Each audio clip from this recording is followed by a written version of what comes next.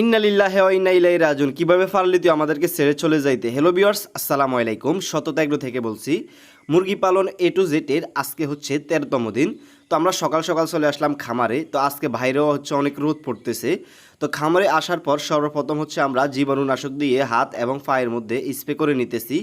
তো আপনারা হচ্ছে সর্বপ্রথম খামারে প্রবেশ করার আগে জীবাণুনাশক দিয়ে স্প্রে করে তারপর হচ্ছে আপনারা খামারে প্রবেশ করবেন। তো যেহেতু আজকে প্রচুর পরিমাণ রোদ পড়তেছে, তার কারণে হচ্ছে আমাদের বাচ্চাগুলো হচ্ছে সব এই পাশে চলে আসছে। যেহেতু এই পাশে সবসময় হচ্ছে ঠান্ডা পড়ে, টানা অনেকদিন বৃষ্টি হওয়ার পর আজকে হঠাৎ করে হচ্ছে প্রচণ্ড পরিমাণ রোদ পড়তেছে। এই রোদের কারণে হচ্ছে আমরা এই মুরগগুলোকে লালন পালন করতে হচ্ছে অনেক কষ্ট হয়ে যাবে, যেহেতু রোদের কারণে মুরগিগুলো স্টক করে। এদিক দিয়ে দেখা যাচ্ছে যে আমাদের একটি বাচ্চা এন্তেকাল করেছেন। তো এই বাচ্চাটি হচ্ছে আগে থেকে একটু দুর্বল ছিল, তো আজকে হচ্ছে উনি ওনার জায়গার মতো চলে গিয়েছেন। তো আপনাদের যাদের যাদের হচ্ছে খামার আছে, তো আপনারা এখন থেকে হচ্ছে একটু সতর্ক হয়ে নেবেন, যার কারণ হচ্ছে সামনে হয়তো কয়দিন টানা হচ্ছে রোদ পড়তে পারে। তো আপনাদের ফ্যান ট্যান যেগুলো আছে এগুলোকে হচ্ছে একটু সেটিং টেটিং করে নেবেন। তো এখন হচ্ছে আমরা যে যে জায়গা দিয়ে হচ্ছে রোদ পড়তেছে ওই সমস্ত জায়গা দিয়ে আমরা তেরপালগুলোকে হচ্ছে উঠিয়ে দিব, আর যে জায়গা দিয়ে হচ্ছে সেমা পড়তেছে ওই জায়গা দিয়ে হচ্ছে আমরা তেরপালগুলোকে নামিয়ে দিব। তো এখন হচ্ছে তাদের যে ফানি ডিঙ্গারগুলো আছে সেগুলোকে হচ্ছে আমরা উঠিয়ে নিতেছি, যেহেতু তাদেরকে হচ্ছে এখন ফানি দিতে হবে। তো ফানি দেওয়ার আগে হচ্ছে আমরা ফানি ডিঙ্গারগুলোকে ভালোভাবে একটু ধুয়ে নিব। তো এই যে দেখতে পাচ্ছেন আমাদের ডিঙ্গারগুলো হচ্ছে ধোয়া শেষ। তো আমরা হচ্ছে আজকে তাদেরকে ফানির সাথে ওষুধ হিসেবে ব্যবহার করতেছি জিঙ্ক কেয়ার। তো এই জিঙ্ক কেয়ার ওষুধটি হচ্ছে প্রতি 1 লিটার পানির সাথে 1 ml করে। তো আপনারা হচ্ছে প্রতি 1 লিটার পানির সাথে 1 ml করে মিশিয়ে নেবেন। তো যেহেতু বাইরে হচ্ছে আজকে অনেক প্রচণ্ড পরিমাণ রোদ পড়তেছে, তার কারণে হচ্ছে আমরা এই ওষুধটিও ব্যবহার করতেছি, নিউ ইলেকট্রোলাইট।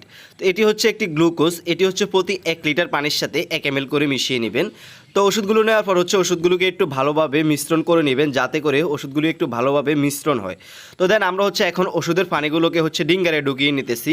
পানিগুলো দেওয়ার আগে হচ্ছে তাদের যে লিটারগুলো আছে এগুলোকে হচ্ছে আমরা একটু উল্টে পাল্টে দিতেছি, যাতে করে এই লিটারগুলো হচ্ছে শুকনো থাকে এবং হচ্ছে এই লিটারের যে গ্যাস আছে সেগুলো হচ্ছে বাইরে বের হয়ে যায়।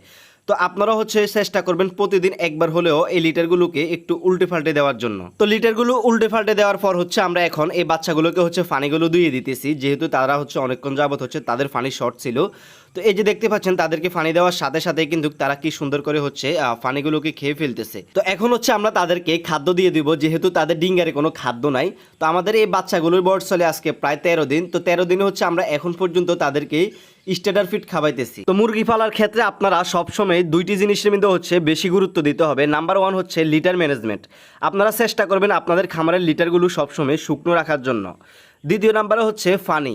তো আপনারা চেষ্টা করবেন সবসময় তাজা তাজা ফানি দিতে। তারপর হচ্ছে ডিঙ্গার কোনো অপরিষ্কার যেন না থাকে। তো আপনারা যদি এই দুইটি জিনিস মেনে চলতে পারেন তাহলে কখনো আপনাদের খামারে কোনো রোগ বালাইও আসবে না। আজকে দুপুরে কি কাজ করলাম?